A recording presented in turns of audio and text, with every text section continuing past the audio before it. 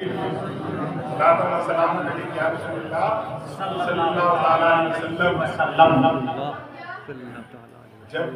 सरकार में दुरूद शरीफ पढ़ने की बारी आया करे तो छटपटा के पढ़ना चाहिए, सुस्ता के नहीं, सोच के नहीं। माशाअल्लाह। आप दे कुछ नहीं रहे, आप ले बहुत कुछ रहे जी। माशाअल्लाह। ये वो नुस्खा है कि आप दे कुछ नहीं रहे, आप ले बहुत कुछ रहे हैं। और जब लेने का मामला होता है तो बंदा सुस्ती और कायली से नहीं, उछल के कूद के तड़प पड़ता। वाह क्या बात है। आप खानकाहों में गए होंगे, हुजूर तशरीफ फरमाए, बहुत बड़ी खानकाह है हिंदुस्तान की, खानकाह अबुल उलाइया। उस खानकाह से क्या बात है, उस खानकाह के फैज याफ्ता हैं माशाअल्लाह। बहुत से खानकाहों के बारे में बताना पड़ता है जी। फला जगह की खानकाह जी। अब जैसे मैं भी खानकाह से आया हूँ जी, तो कौन सी खानकाह से आए, कहाँ से आए, बताना पड़ेगा। वो छोटी सी खानकाह है, मगर हुजूर जिस खानकाह से, हजरत जिस खानकाह के फैज याफ्ता हैं, बताने की जरूरत नहीं पड़ती। वो ऐसी खानकाह है कि खुद ब खुद लोग उस खानकाह में आते हैं। वाह वाह वाह, सुभान अल्लाह। नारे तकबीर, नारे रिसालत, अल्लाह हमारी भैया साहब माशाअल्लाह। ये उस खानकाह के फैज याफ्ता हैं कि जिस खानकाह की चौखट, जिस खानकाह का दरवाजा हमेशा मुरीदीन, मुतवस्सिलीन और मोमिनीन के लिए कुशादा और खुला रहता है। और हिंदुस्तान के करीब करीब खानकाहों में सरकार सैयदना अमीर अबुल उला आगरवी रहमतुल्लाह अलैह का फैजान पहुंचा हुआ। वाह वाह वाह, सुभान अल्लाह। बेशक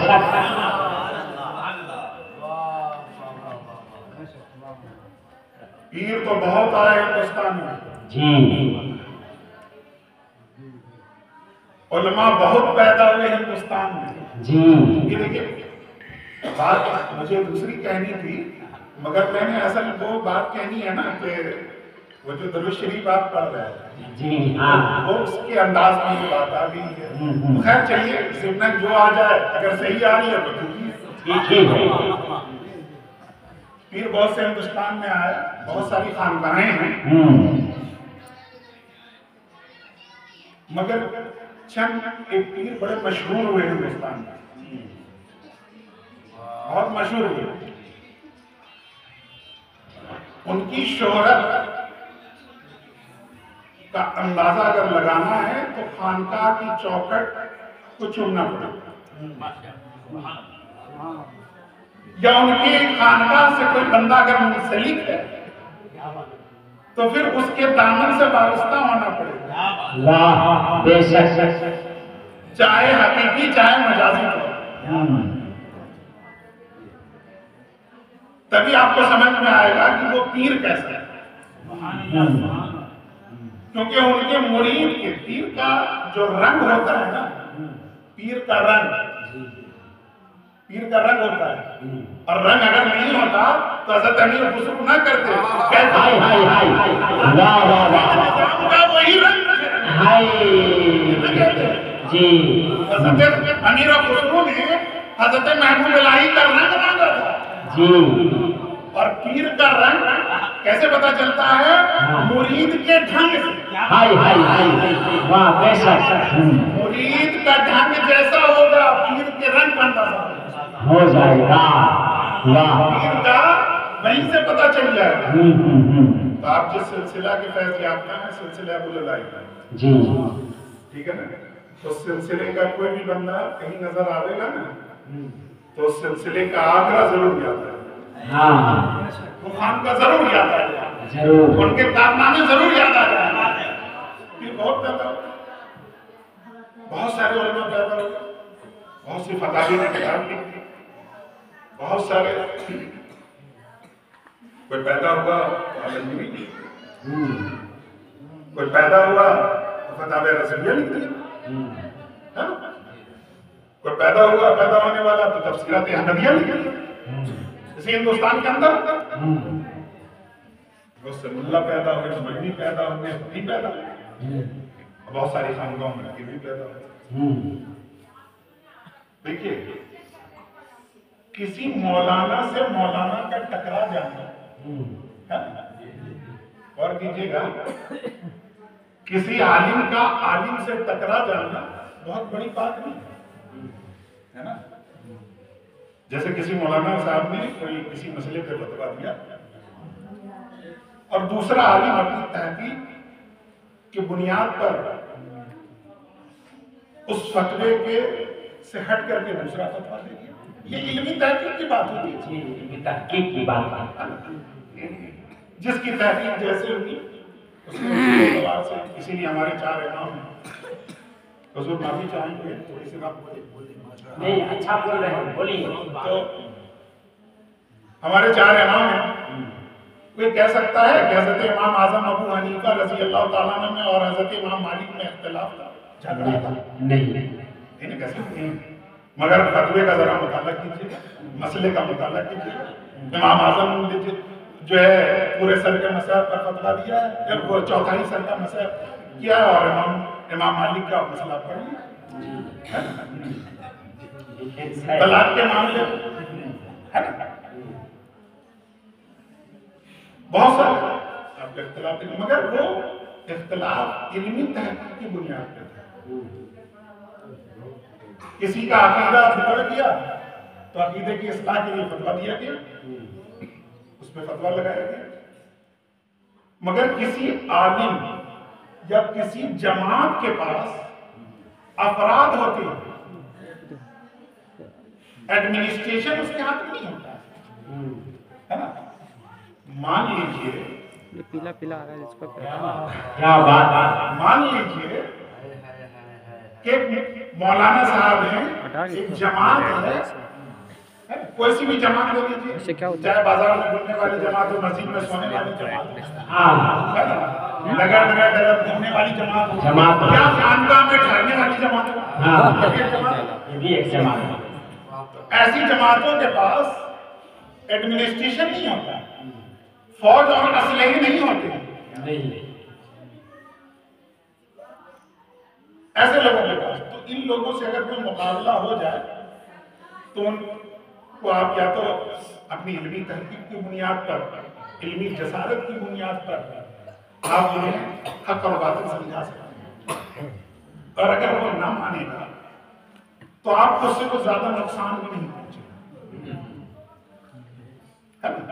आपकी बात अगर ना माने तो उससे नुकसान भी ना हो सकता है कि आपके अपराध कम हो जाएं, आप अपनी अपनी तहकीक, अपनी जुस्तजू और हक गोई की बुनियाद पे पूरे गांव, पूरी बस्ती, पूरा मुल्क ना सही, कम से कम अपने रिश्तेदार, अपने खानदान को तो सही बचाएं। वाह क्या बात। मगर मैं जिस पीर की बात कर रहा हूं, वो पीर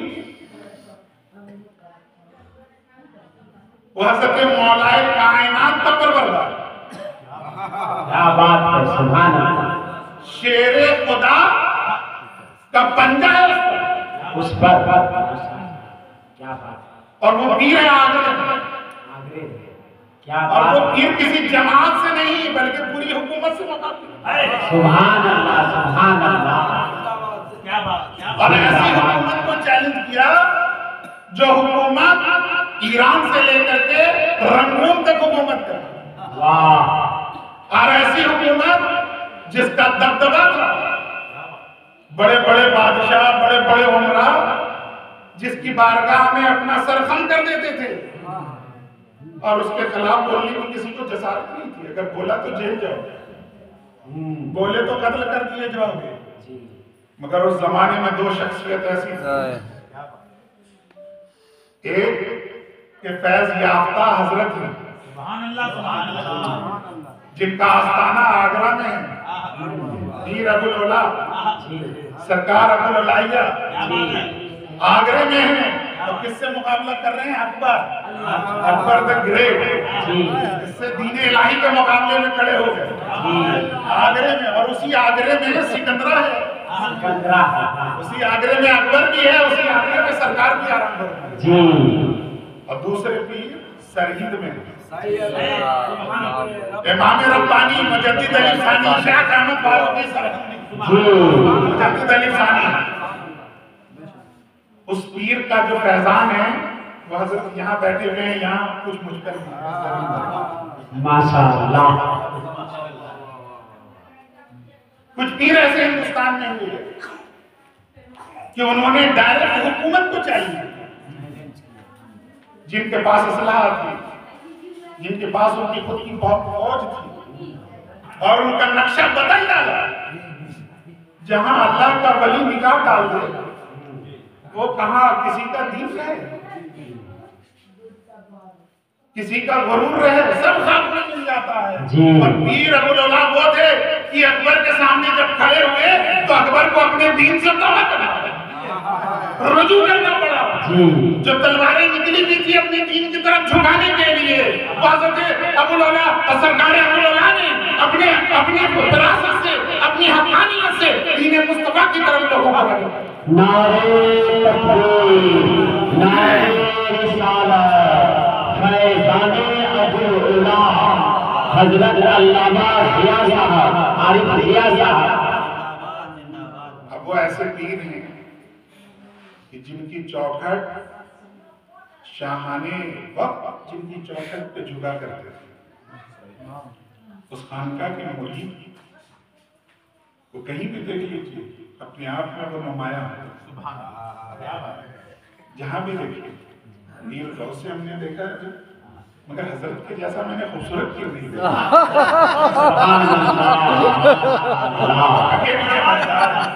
चेहरा भी चमकदार, रोशन ख्याल है, क्या बात है। ये असल में जो चेहरे की खूबसूरती है ना, वो दिल का पता बताता है। इस चेहरे से ज्यादा, इन आंखों से ज्यादा हसीन हजरत का दिल है। क्या बात है, बेशक। ये फैजान है उसी आगरे के पीर का जो यहाँ नजर आ रहा है, यहाँ नजर आ रहा है। वाह। तो जब ऐसी खानकाह में कोई तबर्रुज बटे मिले तो वहां का नगड़ा की करिए नहीं। ऐसी खानकाह में जहां दिल की दुनिया बदल दी जाती है, जहां हाल और खाल को बदल दिया जाता है, जब वहां कुछ देने और संवारने की बारी आए तो वहां हिलते डोलते नहीं बल्कि तड़पते हुए 80 साल का पूरा भी जवान नजर आ रहे। वाह वाह, क्या बात है। और ये तो सरकार अबुल औला की बारगाह की, जो सरकारों के सरकार है, जो सरकारों के सरकार है। चमक तुझसे पाते हैं सब पाने वाले, चमक तुझसे पाते हैं सब पाने वाले, मेरा दिल भी चमकाते चमकाने वाले। अबू कुहाफा का बेटा जब पहुंचे उस बारगाह में तो सिद्दीक़ अकबर का खिताब अता हो गया, ऐसा चमके कि अफज़लुल बशर बादल अंबिया का खिताब अता हो गया। जब खत्ताब के बेटा पहुंचे तो अदालत का ताज उनके सर पर रख दिया। अल्लाहु अकबर। चमक से पार जो करीब जा रहा चमकता जा रहा, और 1400 साल के बाद भी जो उस दामन से पनाह ढूंढे हुआ है, उस दामन में पनाह मांगे हुआ है, उनसे निस्बत रखेगा वो भी चमकेगा।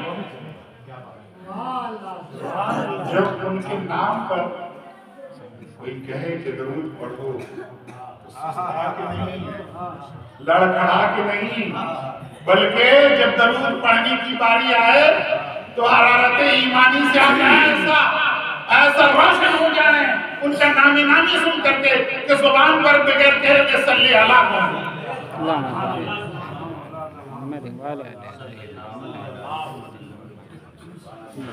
अब पढ़िए दरूद, दिल की गर्मी के साथ पढ़िए दरूद शरीफ।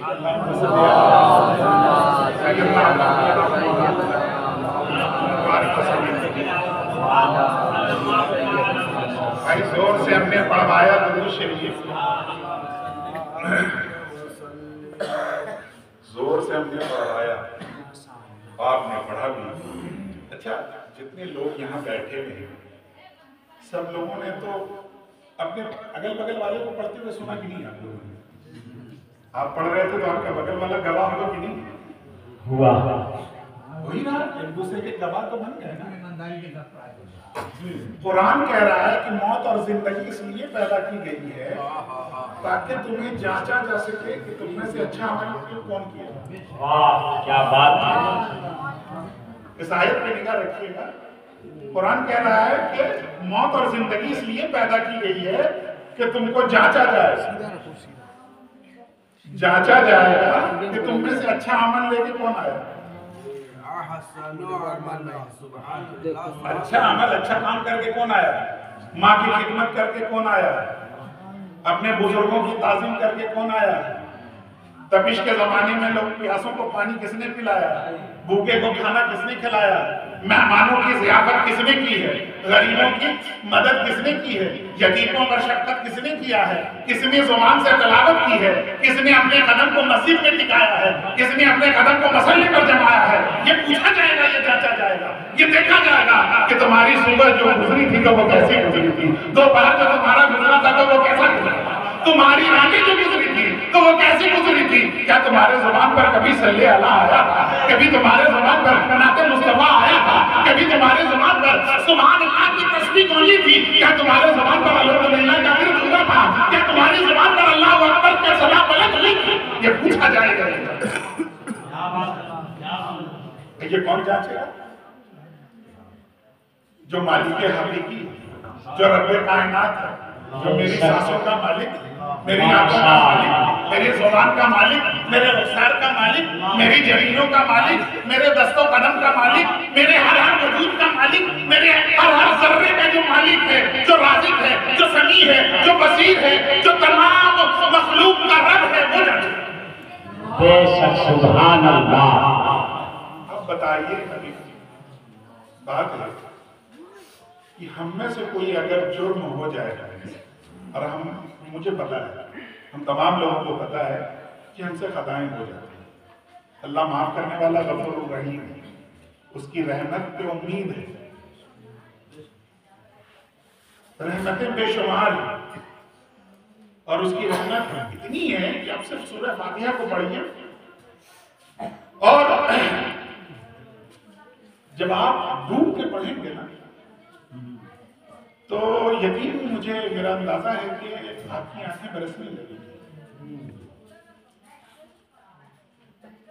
वो इतना रहीम है, इतना करीम है कि जिसका अंदाजा नहीं। हमारे गुनाह कम है, उसकी रहमतें बेशुमार। बेशक अगर हम तमाम लोगों को बताएं कि हमसे गलतियां होती हैं, गुनाह हो जाते हैं, मगर वो जांचे। आपसे अगर अभी मोहल्ले में रहते हुए, रिश्तेदारों के साथ रहते हुए थोड़ी बहुत चूक हो जाए, कुछ कसूर हो जाए और मुकदमा कायम है ना, मुकदमा कायम है। मुकदमे का फैसला कहाँ होता है? कोर्ट में, अदालत में, कचहरी में होता है। और किसके सामने? हाकिम के सामने। किसके सामने होता है? हाकिम के सामने। ये बताइए, जिस पर इल्जाम लगा हो जुर्म का, जो मुजरिम हो, हाकिम के सामने अपना दिफा खुद से करता है या वकील और गवाह लेके जाता? क्या बात है। खुदा न खास्ता कभी जज साहब से गलती हो गई, गाड़ी चला रहे थे सड़क पे, जज साहब एक फुटपाथ पे बैठने वाले मजदूर को पहिया चढ़ा दिया, जज साहब ने धोखे से जज ही थे, चढ़ा दिया और मुकदमा कोर्ट में पहुंचा। तो बताइए, है तो किसी वक्त वो जज के ओहदे पर फाइज थे, कुछ फैसला देते थे, अब खुद कटघरे में खड़े हैं, इल्जाम कर है किसी को कुचलने का, मारने का। तो अब वो हाकिम के खुद, हाकिम होने के बावजूद हाकिम के सामने जाएंगे तो बगैर वकील और गवाह के जिरह करवाएंगे। तो हाकिम पूछने लगेगा जुर्म के बारे में, उस पर नुक्ता रखेगा, सवाल करेगा, तो क्या पूछेगा आपको पता है? कैसे कैसे सवालात हो जाएंगे। शवाहिदात पेश करने की बारी है, आप इनकार भी नहीं कर सकते। आप पूरी दुनिया की अदालत का आप जायजा ले लीजिए, जहां कहीं भी कोर्ट कचहरी का मामला आता है, जुर्म छोटा हो कि बड़ा, मुजरिम हमेशा कोर्ट में हाकिम के सामने वकील और गवाह लेके जाता है। और जिसकी वकालत जितनी अच्छी होती है, गवाह जितना अच्छा होता है, गवाही जितनी बेहतर होती है, केस का फैसला उसी के हाथ में होता है। वकील अगर लूट कुछ टाइप का लेके चले गए, लिखेगा कुछ, बोलेगा कुछ, गवाह जाके गुमराह हो गया, गड़बड़ा गया, जज डांट के पूछे उसके सुने थे जोर से, पुलिस था कि नहीं पुलिस था? सुने थे? ये जो बात बोल रहा था तुम जोर से सुने थे? अब अगर जोर से नहीं बोल रहा होगा, जोर से नहीं कहा होगा तो गड़बड़ा जाएगा, वहीं फंस जाएगा। तो जब दुनिया की अदालत में मुजरिम का यह आलम होता है कि बगैर वकील और गवाह से मामला हल नहीं होता, तो फिर रब का अदालत, रब की अदालत, वो खुद हाकिम जिसने जो सांस को पैदा किया, मेरे दिल और धड़कनों को पैदा करने वाला, मेरी आंखों को पैदा करने वाला, मेरी आवाज को सुनने वाला, तो बेहतर जानता है। बेशक, सुभान अल्लाह, क्या मिसाल है, वाह वाह वाह। जब वहां पूछा जाएगा तो बोलिएगा, सुबह से शाम तक तो वो खुली किताब है जी, बेशक। जब जुर्म खुलेगा वहां पे तो जानते हैं बंदा हाथ जोड़ के कहेगा, आप परवरदिगार मैं गुनहगार हूं, मैं सियाकार हूं, तेरी